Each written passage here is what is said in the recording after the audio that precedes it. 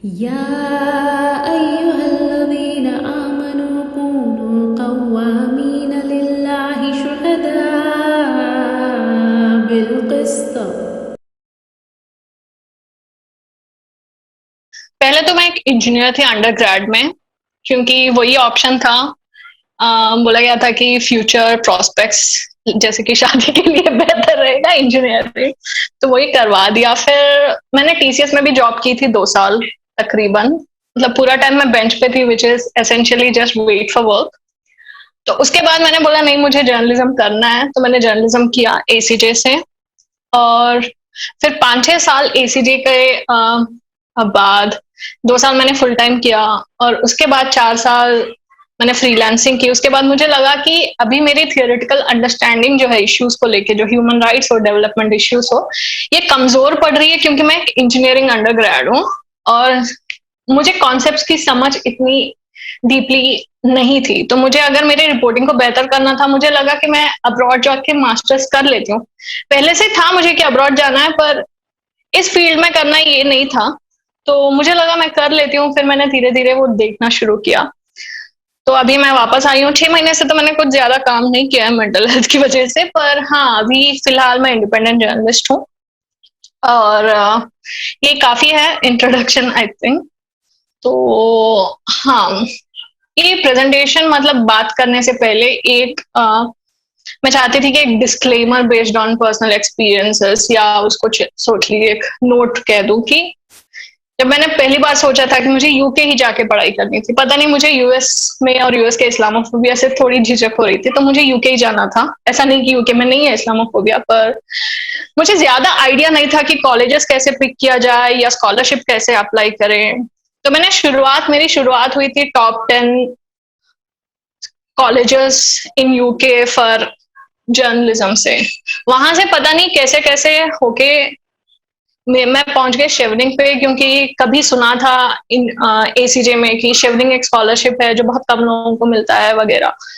तो प्रॉब्लम ये हो जाती है कि आप लोगों को शायद 2-3 स्कॉलरशिप्स के नाम भी पता होंगे, या 10 स्कॉलरशिप के नाम भी पता होंगे, और आपको आइडिया भी होगा कि कौन सा कॉलेज मतलब आपको जाना है। अक्सर ये सुनने में आता है कि स्कॉलरशिप को क्रैक करना काफी डिफिकल्ट होता है, या फिर एकेडमिक क्रेडेंशियल जो आपके हैं काफी हाई होने चाहिए। तो एक हेसिटेशन से आ जाती है। खासकर मैंने बहुत देखा है मुस्लिम औरतों में कि एक हेसिटेशन सी होती है कि शायद हम एलिजिबिलिटी क्राइटेरिया मैच नहीं कर पाएंगे, शायद क्रैक नहीं कर पाएंगे, या वगैरह वगैरह सारी चीजें। पर इसको ओवरकम करने के लिए लोग कहते हैं कि सपोर्ट सिस्टम ढूंढो, सपोर्ट सिस्टम की मदद लगती है। पर I think what people are saying usually is कि आपका नेटवर्क होना चाहिए। यूके हो, यूएस हो, यूरोप हो, या फिर जो कोई भी प्राइमरी डेस्टिनेशन है अब्रॉड एजुकेशन के लिए, मास्टर्स हो या पीएचडी, अक्सर काफी इंफॉर्मेशन पब्लिक नहीं होती। मतलब कोर्सेस और स्कॉलरशिप तक इंफॉर्मेशन पब्लिक होती है, पर काफी इंफॉर्मेशन जो है वो नेटवर्क्स में कैद होती है। चाहे वो कास्ट बेस्ड नेटवर्क्स हो, या रीजन स्पेसिफिक नेटवर्क्स हो, कॉलेज स्पेसिफिक नेटवर्क्स हो, ये बहुत सारी इंफॉर्मेशन जो एक्चुअली आपको एक स्कॉलरशिप मतलब हासिल करने में मदद कर सके, ये काफी इंफॉर्मेशन पब्लिक नहीं होती है। आपको सिर्फ काफी बेसिक इंफॉर्मेशन मिलता है, गूगल से हो या इवन फोरम से हो। इसके बाद का जो प्रोसेस है कि आपने स्कॉलरशिप चुन लिया, फलाना कॉलेज चुन लिया, जब आप लिखने जाते हो, पर्सनल स्टेटमेंट्स हो या एप्लीकेशंस हो या एसेस हो, या फिर रेफरेंसेस लिखवाने जाते हो, या सोचना पड़ेगा कि ये स्कॉलरशिप कैसे स्टूडेंट्स को प्रेफरेंस देता है, ये स्कॉलरशिप के प्रायोरिटी क्या है अपने कंट्री को लेके, ये सारी चीजें पब्लिक स्पेयर में कभी होती नहीं है। मतलब आपको ये कभी ऐसा लिस्ट नहीं मिलेगा कि ये इंटरव्यू में क्या क्वेश्चंस आएंगे। तो ये जो न्यूएंसेस होते हैं एप्लीकेशन प्रोसेस के लिए, उसके लिए आपको नेटवर्क्स ढूंढने पड़ेंगे, जो इतना आसान नहीं होता है। या फिर आपको अपने खुद के सपोर्ट सिस्टम बनाना पड़ेगा, which is what I am starting with, क्योंकि ये बहुत इंपॉर्टेंट होता है स्कॉलरशिप प्रोसेस में। Without a support group of से प्रोफेसर्स और students who have already been abroad, और जो इस साल आपके साथ अप्लाई कर रहे हैं, without a support system scholarship process काफी काफी स्ट्रेसफुल हो जाता है, और आपको बहुत सारी चीजें मिस कर जाओगे आप लोग। तो पहले जो मुझे बहुत ज्यादा मतलब यूज में आया था वो था सोशल मीडिया ग्रुप्स, जैसे कि फेसबुक। आप फेसबुक में जाके कीवर्ड सर्च कर सकते हो कि शेमनिंग एप्लीकेंट्स 2022 2023 या फिर कॉमनवेल्थ एप्लीकेंट्स फुल ब्राइट। हर स्कॉलरशिप का अपना एक प्राइवेट ग्रुप बना होता है जहां पे हजारों स्टूडेंट्स शेयर कर रहे हैं एवरी डे बेसिस पे बहुत ज्यादा इंफॉर्मेशन। वहां पे एक्चुअली इंफॉर्मेशन ओवरलोड हो जाती है, और जरूरी नहीं है कि ये फोरम्स जो आप ढूंढे फेसबुक पे या कहीं भी, ये फोरम जरूरी नहीं है कि एक कंट्री स्पेसिफिक फोरम्स हो। आप कोई भी कंट्री का स्कॉलरशिप ग्रुप ज्वाइन कर सकते हो, क्योंकि शेवनिंग का तो मतलब प्रोसेस थोड़ा बहुत यूनिफॉर्म होता है और कॉमनवेल्थ का भी थोड़ा यूनिफॉर्म होता है। हाँ, डिफरेंसेस होते हैं बेस्ड ऑन व्हाट शेवनिंग और कॉमनवेल्थ और any other scholarship is looking for in Indian students that year. क्या इस साल क्या डेवलपमेंट पे फोकस है उनका या इंजीनियरिंग पे फोकस है, थोड़ा बहुत डिफरेंसेस होता है। पर generally social media groups are a very good place to start. Join कर दें, even if you're not applying this year, just join the groups so that you'll get an idea of how hectic or how thorough you need to be or how stressful it might get. So वो एक बात होती है। हाँ, so ये मैंने disclaimer भी इसीलिए दिया था कि काफी सारा information small groups of people में कॉन्सेंट्रेटेड हो जाता है। बता रही थी कि एक तो स्कॉलरशिप्स काफी स्ट्रेसफुल प्रोसेस है, मतलब कई स्कॉलरशिप्स का टाइमलाइन 6 से 9 महीने चलता है, तो स्ट्रेस बढ़ जाता है। सोशल मीडिया में काफी हेल्प मिल जाती है सपोर्ट ग्रुप से।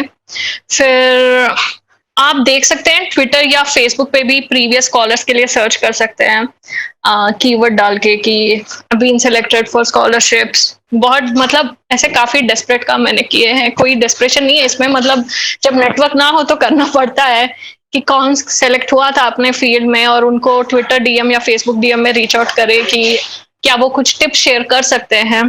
This is totally normal. और I given you my email ID. अगर आपको किसी भी अपने फील्ड के स्कॉलर से कनेक्शन चाहिए या कोई भी मतलब नाम चाहिए जिससे आप बात कर सकते हो, तो आप मुझे बस ईमेल दे दीजिए। ये कीजिएगा कि डेडलाइन से एक हफ्ते पहले नहीं, अभी अगले 1-2 हफ्तों में अगर आप मुझे ईमेल कर देंगे, मैं आपको ईमेल से ही कनेक्ट करवा दूंगी लोगों से, तो आप बात कर सकते हैं। थोड़ी सी झिझक होगी पहले, पर many people don't decline such request. They might not be giving you all the information possible, but multiple sources से आप इंफॉर्मेशन लेना सीख लीजिए कि एक ही इंसान आपको सारा इंफॉर्मेशन नहीं देगा। शायद कोई आपको बताएगा कि रेफरेंसेस में उसको क्या, उसने ऐसी कौन सी चीज दी थी जो काफी मतलब यूजफुल रही, या कोई बताएगा कि पर्सनल स्टेटमेंट में उसने ऐसा कौन सा टेक्निक यूज किया था। तो take information from multiple sources, ये एक चीज है। इंस्टाग्राम में सर्च करना थोड़ा मुश्किल है, पर इंस्टाग्राम में भी कई लोग आजकल they are giving out calls कि अगर आपको एसओपीस एडिट करवाने हैं या पर्सनल स्टेटमेंट्स या एसेस एडिट करवाने हैं, आप उनको रीच आउट करें। तो ये होता है कि एक मैं डॉक्यूमेंट बनाऊंगी जहां पे थोड़े से नाम लिख के भेज दूंगी मिड वीक तक, ताकि आपको यूजफुल रहे, आप रीच आउट करें। अगला है व्हाट्सएप ग्रुप्स या भी कोई भी मैसेंजर ग्रुप्स। इसका इंफॉर्मेशन थोड़ा सा प्राइवेट होता है कि कैसे बताएं, मतलब ये काफी एम्बेडेड होते हैं, कास्ट ग्रुप्स हो या रिलीजन ग्रुप्स हो या कॉलेज वाइज ग्रुप्स हो। एक चीज जो मैंने नोटिस की थी अक्रॉस स्कॉलरशिप्स, एक पैटर्न था कि किसके बच्चे बहुत अप्लाई करते हैं स्कॉलरशिप्स, उनमें से अगर कोई आपका फ्रेंड या अक्वेंटेंस हो तो आप उनको रीच आउट कर सकते हैं पूछने के लिए कि क्या इस साल कोई व्हाट्सएप ग्रुप बना है जहाँ पे लोग टिप्स शेयर कर रहे हैं। बहुत मदद होती है, ट्रस्ट मी। जब तक मुझे मतलब मेरा शॉर्टलिस्ट हुआ था जनवरी में 2018, तब तक मैंने कोई मतलब व्हाट्सएप ग्रुप का आइडिया नहीं था कि ऐसा कोई व्हाट्सएप ग्रुप होता है। जब मैंने ज्वाइन किया था फाइनली मुझे पता चला कितना इंफॉर्मेशन होता है इन ग्रुप्स में। यहाँ तक कि क्वेश्चंस के साथ इस पर ज्यादा बात मैं Q&A पे करूंगी, मैंने सानिया से बात की थी। तो काफी स्ट्रॉन्ग नेटवर्क्स होते हैं कॉलेजेस के, जैसे टिस हो या जेएनयू हो, जो बड़े कॉलेजेस है, जो प्रीमियर इंस्टीट्यूट है, इनके काफी स्ट्रॉन्ग नेटवर्क्स होते हैं। आप अपने किसी फ्रेंड्स को, या अगर आप यहाँ से हो तो आप दोस्तों को मदद कीजिए, या आपके यहाँ कोई एक्वेंटेंस हो तो आप उनकी मदद ले लीजिए। या अगर ऐसा कोई ग्रुप आपको मिला ही नहीं तो आप फेसबुक पे जो कम्युनिटी ज्वाइन करते हैं वहां पे आप खुद एक ग्रुप स्टार्ट कर दीजिए, बोल दीजिए कि हमको इंडिया में एक ग्रुप चालू करना है व्हाट्सएप पे। It's you have to be a little proactive, क्योंकि कॉलेजेस अप्लाई करना एक हद होता है और scholarship is a totally different game. मतलब काफी टेक्निक्स और ट्रिक्स होते हैं इसके लिए। It's not a straightforward process at all. You ask me, I can't speak. Like, I have to censor myself a bit here. But अगर आपको personally चाहिए या क्यूएनए में चाहिए आप पूछ सकते हैं। तो अंडरग्रेड कॉलेज या पोस्ट ग्रेड कॉलेज के प्रोफेसर्स ये मतलब केस टू केस डिफर करता है। कुछ लोगों के अपने प्रोफेसर्स के साथ अच्छे कांटेक्ट बन जाते हैं तो वो लोग शायद गाइड कर पाते हैं। बहुत सारे लोगों के ऐसा कांटेक्ट नहीं बनते हैं, पर इतना तो होना चाहिए कांटेक्ट कि वो आपको एक रेफरेंस लेटर दे दे। अगर आपका वर्क एक्सपीरियंस ना हो तो आपको अपने प्रोफेसर से कांटेक्ट रीइनिशिएट करना पड़ेगा 2-3 महीने पहले। मान लीजिए आपको नवंबर में अप्लाई करना है, फाइनल डेडलाइन नवंबर में है, तो आपको जुलाई से अपने कॉलेज प्रोफेसर से कांटेक्ट रीइनिशिएट करना अच्छा रहेगा। तो ये हुआ बेसिक, मतलब सपोर्ट सिस्टम कैसे बनाए उस पे। आगे स्कॉलरशिप्स के टाइप्स। तो there are like 2 types of scholarships as you might already know. Fully funded है, पार्शियली फंडेड है। फुली फंडेड स्कॉलरशिप्स में मेनली यूके के स्कॉलरशिप्स हो या यूएस के हो या Europe, Chevening, Commonwealth, Felix, Fulbright, Erasmus, most of these are for like 1 year courses. Erasmus जो है वो यूरोपियन कॉलेजेस का 2 ईयर कोर्सेस है या स्प्लिट कोर्सेस हो सकता है। What it covers is almost everything. Like, for example, Chevening covers everything. It pays for your tuition, it pays for your visa, it pays for your insurance, आपका living cost। ये क्या मतलब काफी होगा वहां रहने के लिए, बिल्कुल, क्योंकि अप्रोक्सीमेटली 13-30 पाउंड या कुछ देता है लिविंग कॉस्ट के लिए। ये बहुत मतलब लग्जूरियस लाइफ तो नहीं होगी, पर स्टूडेंट लाइफ के लिए काफी होता है। तो आपको अगर एक फुली फंडेड स्कॉलरशिप आप टारगेट करते हो और आप क्रैक कर लेते हो तो आपको एडिशनली कोई लोन्स लेने की जरूरत नहीं होगी या मतलब फैमिली सपोर्ट इसकी कोई जरूरत नहीं होगी, even for your visa etcetera. तो फिर होता है पार्शियली फंडेड स्कॉलरशिप, जो डिपार्टमेंटल स्कॉलरशिप्स होते हैं, या फिर there are many scholarships in India also like lady Meherbai scholarship. Lady Meherbai थोड़ा सा वियर्ड स्कॉलरशिप लगता है मुझे, मैं इसको डिटेल बाद में क्यूएनए पे बात करूंगी। पर ऐसे बहुत सारे स्कॉलरशिप्स है जो पार्शियली फंडेड है, जो सिर्फ आपका ट्यूशन फी देते हैं और एक्सपेक्ट करते हैं कि आप अपना लिविंग कॉस्ट खुद कवर कर लें या लोन रख लें या फिर raise your own money. Then there are charities, there are some registered charities, there are also मतलब how do I explain it. हाँ, मुसलमानों में तो मतलब ज़कात पे भी काफी लोग फर्दर एजुकेशन का मुझे सजेस्ट कर रहे थे। इस पे अगर क्यूएनए पे अगर आपको चाहिए तो मैं और डिटेल्स बता सकती हूँ। It's not like it's a registered organisation funding education, but there are individuals. और बैकअप ऑप्शंस हो या एडिशनल फंड्स की जरूरत हो, लोन्स। जहां तक मेरा मानना है सोशल साइंसेस के लिए लोन्स काफी बर्डनसम हो जाता है। मतलब इंजीनियरिंग या एमबीए में शायद फिर भी आप लोन से रिकवर कर सकते हो पैसा। जहां तक मेरा ख्याल है लोन लेके सोशल साइंसेस या ह्यूमैनिटीज में पढ़ाई करना इजंट अ ग्रेट आइडिया। मतलब फुल्ली फंड, पूरा आपका फंड्स आप लोन से उठाओगे, आप देख लो 35 to 40 lakhs कम से कम हो जाता है ट्यूशन फी और लिविंग कॉस्ट पे। और आई डोंट थिंक इंडिया में ऐसे जॉब्स है जो आपको इतना मतलब बड़ा अमाउंट रीपे करने में हेल्प करेगा। अगर आप फॉरेन में सेटल होना चाहते हैं तो शायद हो सकता है, पर just studying social sciences based on loan is a very risky thing to do. और रेजिंग फंड्स मैंने इस साल थोड़ा बहुत देखने में आया कि कुछ स्टूडेंट्स ने मैनेज कर लिया ऑनलाइन केटो या फिर अदर डोनेशन से फंड्स रेज करना, but it's also it can't be your first option. काफी सारा इसमें नेटवर्क या विजिबिलिटी का मसला होता है। अगर आपका फंडिंग कैंपेन चल गया तो आपको पैसे मिल जाएंगे, वरना मुश्किल हो जाएगा। तो बैकअप ऑप्शंस में लोन्स, तो हाँ, as I said loans are not an option, but raising funds online partially you could raise funds through your networks. Part time jobs काफी होते हैं वहां पे, डेटा एंट्री वगैरह या फुल टाइम नैनी, कुछ भी। पर it depends on what you want to do and how hectic your course is.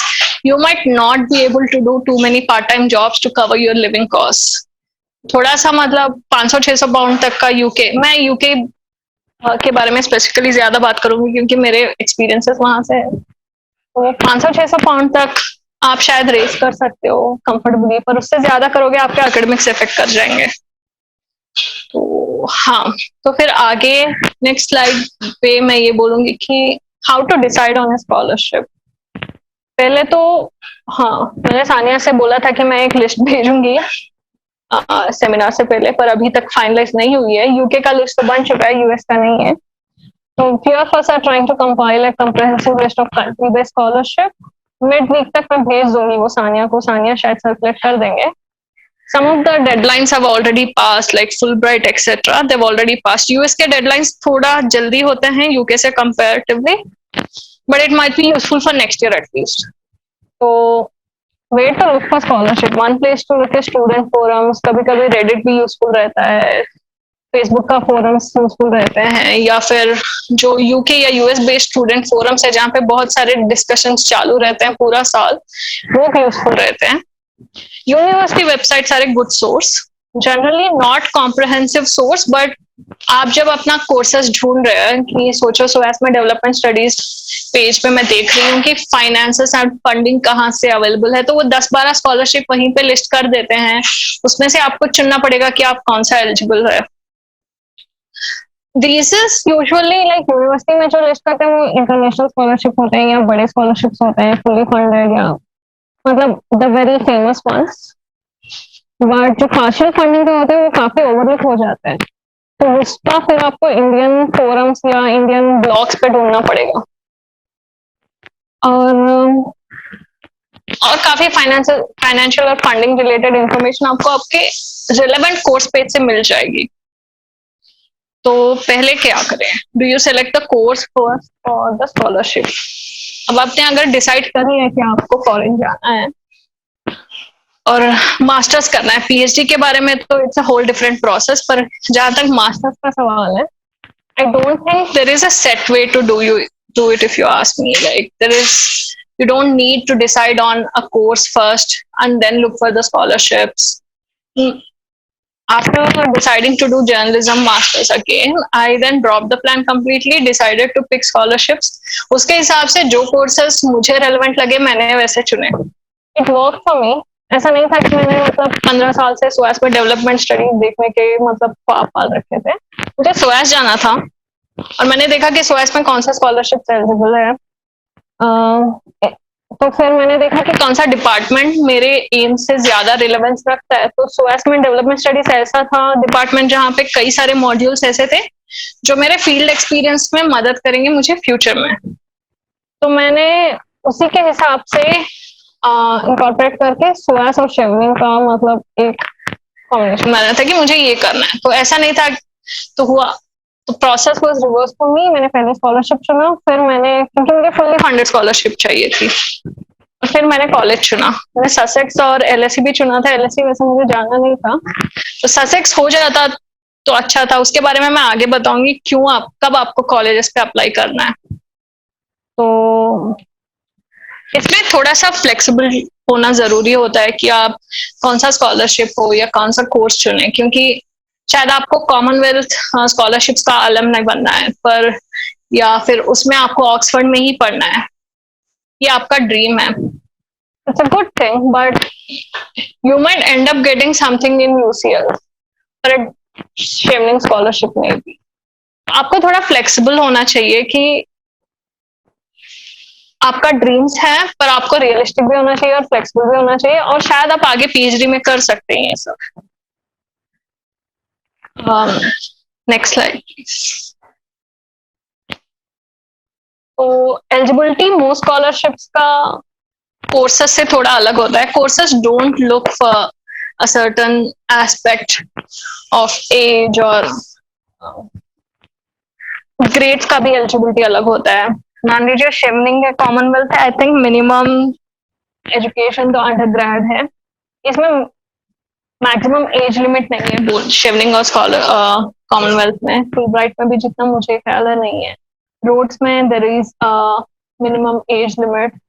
कई सारे स्कॉलरशिप ऐसे हैं काफी रिडिकुलसली 25 साल पे मिनिमम एज लिमिट रख दिया है, उसके आगे वो स्कॉलरशिप ग्रांट नहीं करेंगे।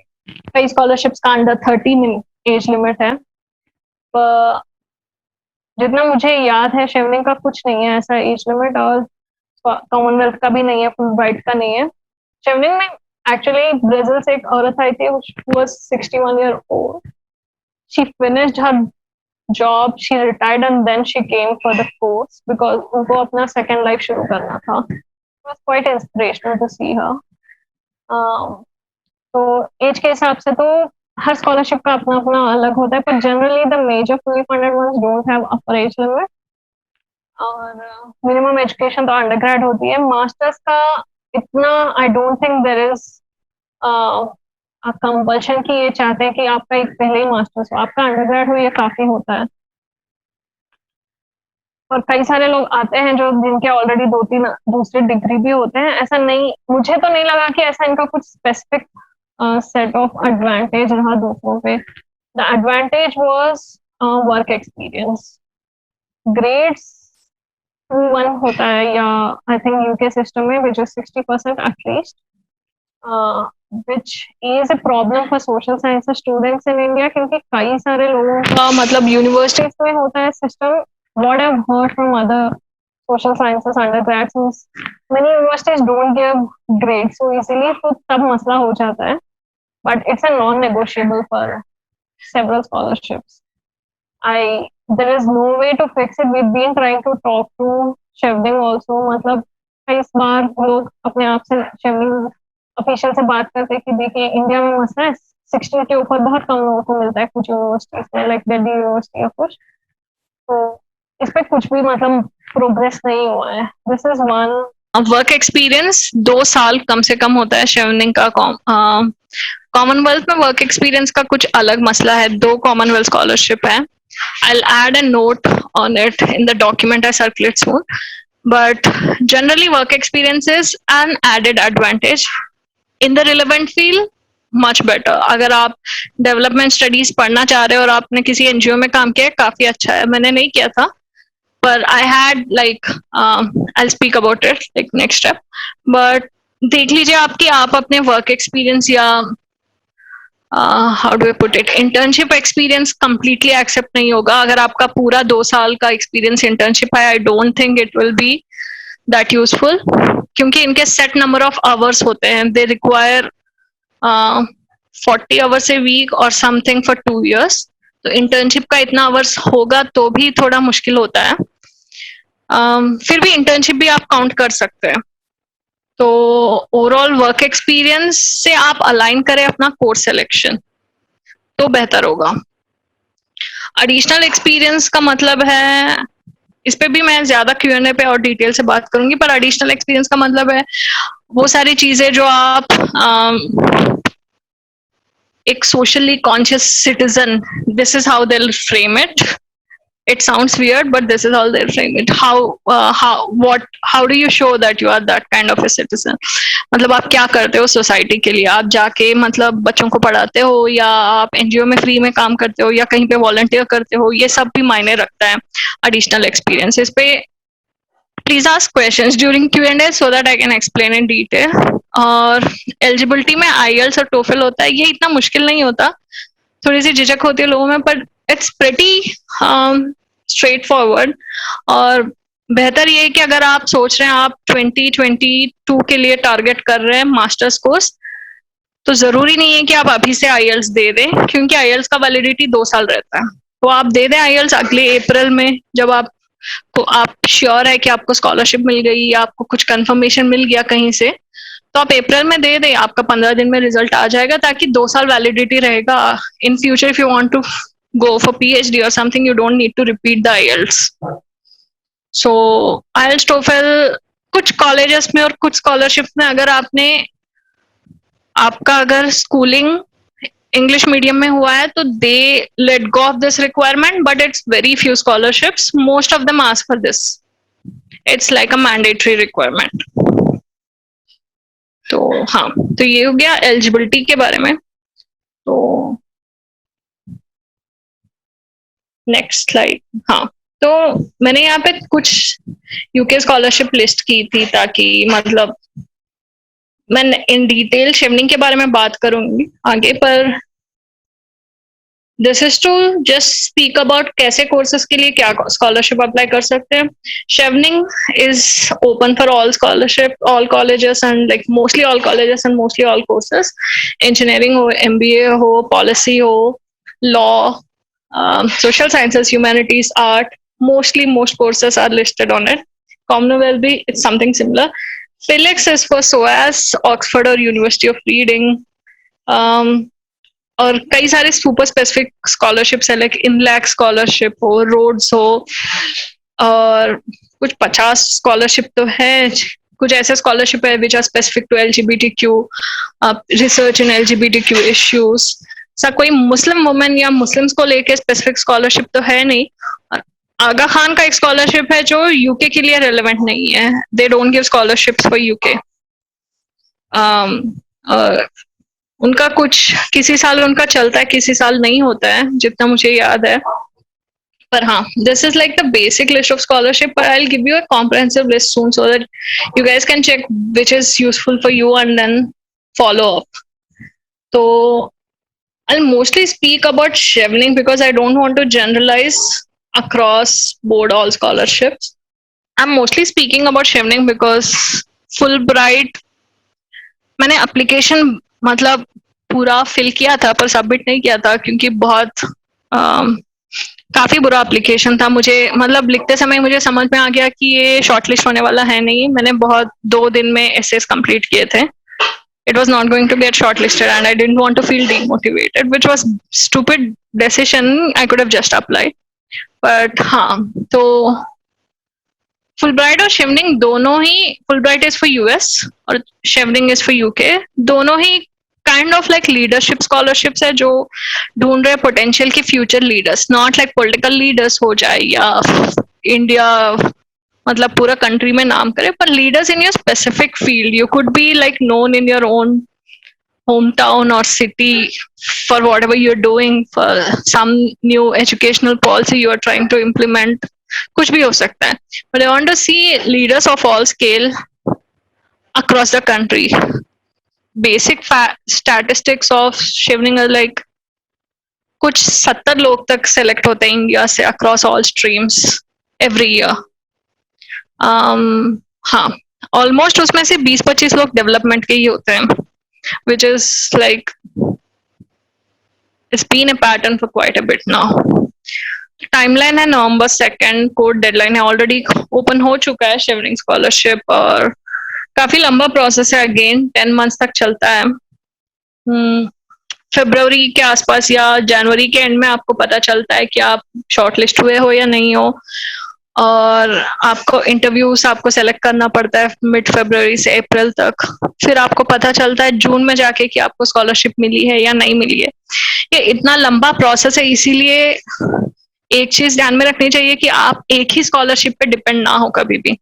आप जब अप्लाई कर रहे हो इतना एफर्ट डाल के, तो आप 10 स्कॉलरशिप अप्लाई कीजिए। मैंने शॉर्टलिस्ट किए थे कुछ 40 scholarship to apply for, but मैंने उतने अप्लाई नहीं किए। आपको पता चल जाएगा कि रेशियो, अगर आपने 50 स्कॉलरशिप शॉर्टलिस्ट किए हैं विच आर रेलेवेंट। ये नहीं था कि मैं सिर्फ डेवलपमेंट ही की स्कॉलरशिप शॉर्टलिस्ट कर रही थी, मैंने जर्नलिज्म कोर्सेज के भी स्कॉलरशिप शॉर्टलिस्ट किए वगैरह वगैरह काफी। आप देख लीजिए, आप कुछ 50 शॉर्टलिस्ट कीजिए, उनमें से आप कम से कम 5 या 6 तो अप्लाई कर ही लें, क्योंकि you never know you know which scholarship provider sees the potential in you, or how do I put it, his requirement is matched by your profile. A lot of times it's about that. उनका कुछ specific requirements होता है उस साल के लिए, उस अगले 5 साल के लिए, तो आपका प्रोफाइल मैच कर जाए, कई बार ये इंपॉर्टेंट होता है। तो अप्लाई कीजिए 4 जगह, एक जगह पे अप्लाई करके आप बैठ जाएंगे, आप पूरा 1 साल आप स्पेंड कर रहे हैं इस प्रोसेस पे, and to be disappointed at the end of it is really heartbreaking, बहुत मतलब पेनफुल होता है। तो प्रोसेस शेवनिंग का ये होता है कि application time and effort needed. पहले मैं इस पे बोल लेती हूँ कि हम लोगों को लगता है ये शिफ्टिंग का प्रोसेस है, 4 एसेस चाहिए। एक होता है लीडरशिप ऐसे, ये होता है करियर ऐसे, एक होता है नेटवर्किंग ऐसे, और एक होता है कि स्टडी इन यूके प्लान। मतलब आप पहले लीडरशिप ऐसे, आप में ऐसे क्या पोटेंशियल है जो आपने अब तक डिस्प्ले किए कि आप एक लीडर बन सकते हो, या आप ऑलरेडी एक लीडर हो। तो इस पे आपको कुछ 500 वर्ड लिखने होते हैं। नेटवर्किंग पे आप अपना नेटवर्किंग पोटेंशियल बताते हो। ये काफी प्रॉब्लमेटिक लग सकता है एक मतलब एंगल से, पर उनका रिक्वायरमेंट है तो करना पड़ेगा। तो नेटवर्किंग ऐसे है। तो और क्या है, हाँ करियर, आप फ्यूचर में क्या करना चाहते हो once you come back to India, क्योंकि several scholarship have a requirement that you come back to India and work at least for 2 years or 3 years. ऐसा नहीं है कि वो आपको जेल में डाल देंगे अगर if you break it, but they do follow where you are and they do check if you are back in your country and if you are serving your country और whatever it is that Chevening और Commonwealth और Fulbright gave you scholarship for. तो ये है कि आपको कम से कम इन 4 assess के लिए ये स्टडी इन यूके क्यों पढ़ना चाहते हैं आप, ऐसा क्या है इस कॉलेज में जो आपने सेलेक्ट किया है जो आप इंडिया में नहीं पढ़ सकते। आपको इसके लिए पहले रिसर्च अच्छे से कर लेने चाहिए। तो इस पे आपको लगेगा कि 500 वर्ड ही तो है, हो जाएगा 2 दिन में, नहीं होता है। आपको 3-4 हफ्ते निकालने पड़ेंगे इस एसेस के लिए, क्योंकि टाइम बहुत लग जाता है। नहीं, can you go to previous slide, I just explain the finding courses part in a little detail. हाँ, तो टाइम लगता है 3-4 हफ्ते आप सिर्फ एसेस और कॉलेजेस को चुनने में लग जाएंगे। आपको निकालना ही पड़ेगा। मतलब if you are already holding a job, then try to take a leave for a couple of days in some weeks and just take some additional time out, क्योंकि if you have a 9 to 5 job, आपको उसके बाद इस सब पे focus करना थोड़ा सा मुश्किल होगा। फाइंडिंग कोर्सेस भी देखिए, मैंने जर्नलिज्म किया था, फिर मैं डेवलपमेंट स्टडीज को मूव कर रही थी, तो मुझे जस्टिफाई करना पड़ा कि मैंने ऐसा मूव क्यों किया, और मैं वापस आके जर्नलिस्ट ही रहने वाली थी, ऐसा नहीं कि। तो अगर आप अपने फील्ड से हट के कोई कोर्स सेलेक्ट कर रहे हैं तो आप उसको जस्टिफाई करें। It is okay to move out from your existing field, it's not a problem at all, but आप उसको सही तरीके से जस्टिफाई कर ले कि आपको शायद बचपन में ऐसे मीन्स नहीं थे कि आप ये पढ़ाई करें, या आपको कंडीशंस ऐसे नहीं थे, जो भी है जस्टिफाई करें कि आपका इंटरेस्ट क्यों है इसमें और आप कैसे इसमें आगे बढ़ सकते हैं। अगर अलग कोर्स ले रहे हैं, सेम कोर्स पे जस्टिफिकेशन की जरूरत नहीं होती। रिलेवेंट वर्क एक्सपीरियंस या अंडरग्रेड कोर्स हेल्पफुल रहता है को मतलब कॉलेज का एडमिशन सिक्योर करने में। मान लीजिए मेरा इंजीनियरिंग से बस मैंने अप्लाई किया होता तो शायद मुझे डेवलपमेंट स्टडीज में एंट्री नहीं मिलती, क्योंकि मेरी बाद में पीजी डिप्लोमा भी है जर्नलिज्म में, तो थोड़ी आसानी हुई थी। क्योंकि सिर्फ इंजीनियरिंग पे उन्हें लगता है कि ये बंदा शायद नहीं कर पाएगा एकेडमिक प्रेशर से कोप, क्योंकि इंजीनियरिंग में हम पढ़ते क्या है, मैथमेटिक्स होता है, इंजीनियरिंग फिजिक्स होता है, हम लोग ये सारे सब्जेक्ट्स पढ़ते नहीं है। इकोनॉमिक्स हो या थियरी ऑफ डेवलपमेंट हो, बिल्कुल आइडिया नहीं है कि इसके फाउंडेशनल कॉन्सेप्ट्स।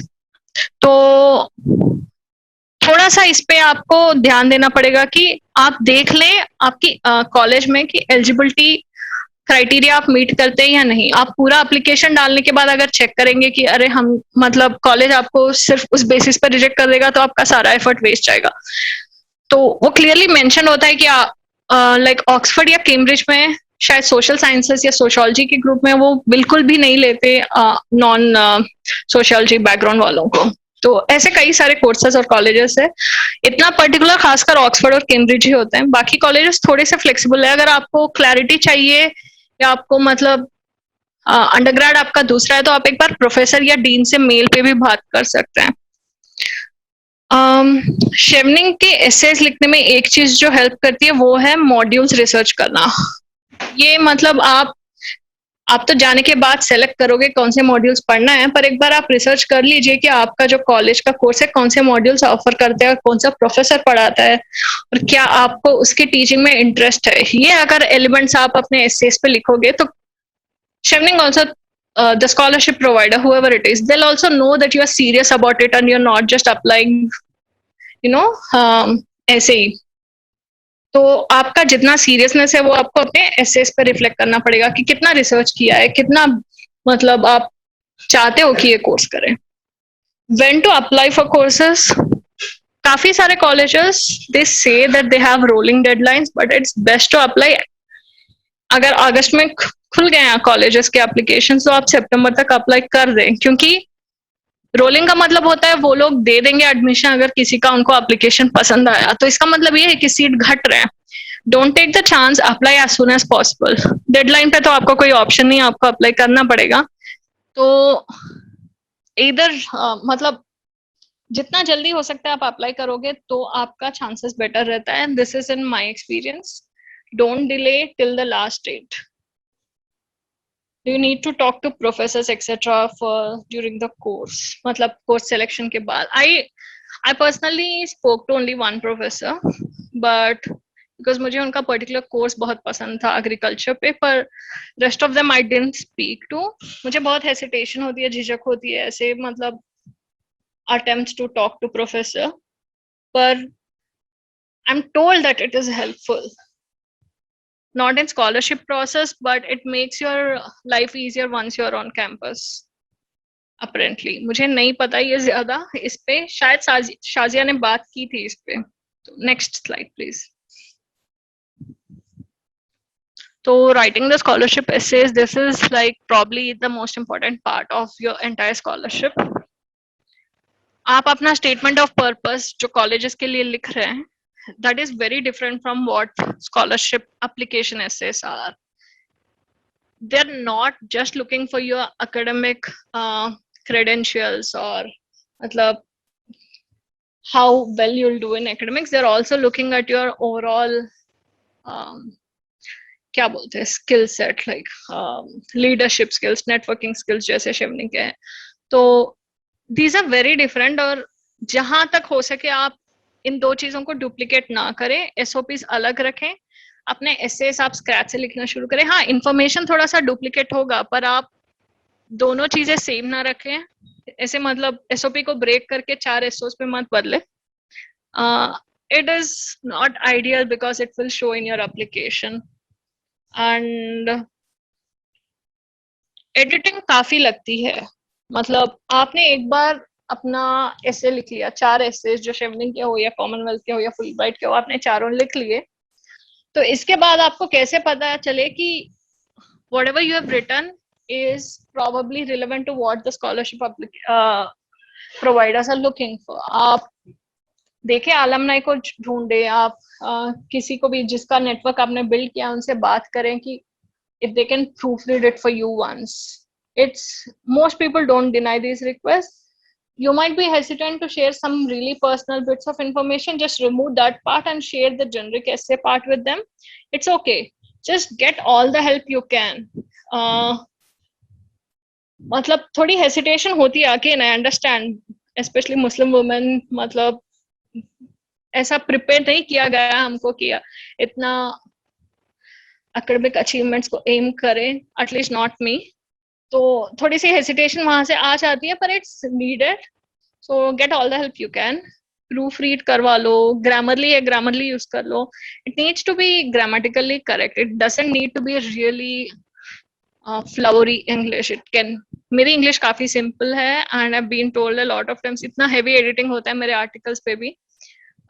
कभी कभार कुछ लोग कि उसको एकदम ऑक्सफोर्ड इंग्लिश या क्वींस इंग्लिश में बदल देते हैं, पर it's simple English is fine as long as it is clear, it conveys what you are trying to say and it is grammatically correct और थोड़ा flow हो. एक स्टोरी बने, आप जो बना रहे हैं आपकी लाइफ और आपके एकेडमिक करियर की स्टोरी हो. It needs to read in a good way. That's what is needed. तो प्रूफ रीड में भी अगर आपको मदद चाहिए या if you want me to look at it, just give me 2 weeks notice because usually I'm taking up a lot of gigs like that. तो थोड़ा बहुत मेरा डेडलाइंस टाइट रहता है. अगर आप मुझे 2-3 हफ्ता टाइम दोगे तो मैं देख पाऊंगी उसको, अगर आपको चाहिए तो. References are also very important. मैंने देखा शाजिया ने इस पे बात की कॉलेजेस के रेफरेंसेस को लेके. Scholarship references are slightly different because आप सेम चीज तो सबमिट नहीं कर पाओगे. Your professors will be writing specific letters like academically आप ब्रिलियंट हो, आप कॉलेज में आप टॉप 5% ऑफ द क्लास हो, जो भी हो, फलाना फलाना चीजें आपके प्रोफेसर्स कॉलेजेस के लिए लिखेंगे. पर स्कॉलरशिप्स के लिए थोड़ा सा आपका एप्टीट्यूड के बारे में भी लिखना पड़ेगा कि आप कितना ओपन टू लर्निंग हो, मतलब you are not ideologically rigid, या ऐसी ऐसी चीजें वो लोग जैसे प्रिफर करते हैं ऐसी सारी चीजें लिखनी पड़ती है. So you need to have a really good rapport with your professor. Please don't take ये एक होता है प्रोफेसर्स के पास भी, उनके पास टाइम नहीं होता, पता नहीं क्या होता है, तो they just copy paste the same reference letter every year and then just change the name. Please request them to write a different one for you, especially something which kind of connects to the scholarship you are applying. ये आपके समझ में आ जाएगा जब आप assess लिखोगे, आपको पता चल जाएगा कि कौन से एलिमेंट्स आपके रेफरेंस लेटर में भी चाहिए. आप रिक्वेस्ट कर सकते हैं, it's not a problem. Depends on rapport. आपके प्रोफेसर ही नहीं, आपके एम्प्लॉयर्स भी आपको लेटर दे सकते हैं. ओनली प्रॉब्लम है कभी कभी एम्प्लॉयर्स थोड़ा प्रॉब्लमेटिक हो जाते हैं, क्योंकि इसका मतलब है आप छोड़ना चाहते हो नौकरी, तो आप देख लें कि किसको आप रीच आउट कर रहे हो. और इस पे भी रेफरेंसेस पे भी मैं थोड़ा बहुत Q&A में डिटेल से बता सकती हूँ कि what are the tricks and techniques. तो हाँ, रेफरेंसेस के लिए आप बैकअप्स रखें. हाँ, क्योंकि कई बार I don't know why some professors do it, but I know someone who gave a very kind of negative reference letter. It was not needed. I don't know the kind of grudge. Not to me, to happen to a friend. उसका shortlist hold पे था scholarship के लिए, क्योंकि reference letter थोड़ा negative हो गया था. तो आप देख ले कि अगर आपको शक है कि ये प्रोफेसर शायद मेरे लिए पॉजिटिव रेफरेंस ना दे, तो मत अप्रोच करें. Just go to them or anyone even outside your college. If you have worked with anyone on a project, specific project, or on an internship, आप उनको approach कर सकते हैं. It's not a problem at all. Unlike colleges, scholarships के लिए आपको ये जरूरी नहीं है कि academically inclined reference letters मिले आपको. It could be people who know that you can multitask, you are a leader, and you're all those things that the scholarship is looking for. They don't need to be academically brilliant, not necessarily. और हाँ, next होता है interviews. होता है Chevening का step. Mostly जब आप support group join करते हो फेसबुक पे या कम्युनिटी ग्रुप ज्वाइन करते हो, तो यहाँ पे ये लोग मॉक इंटरव्यूज करते हैं.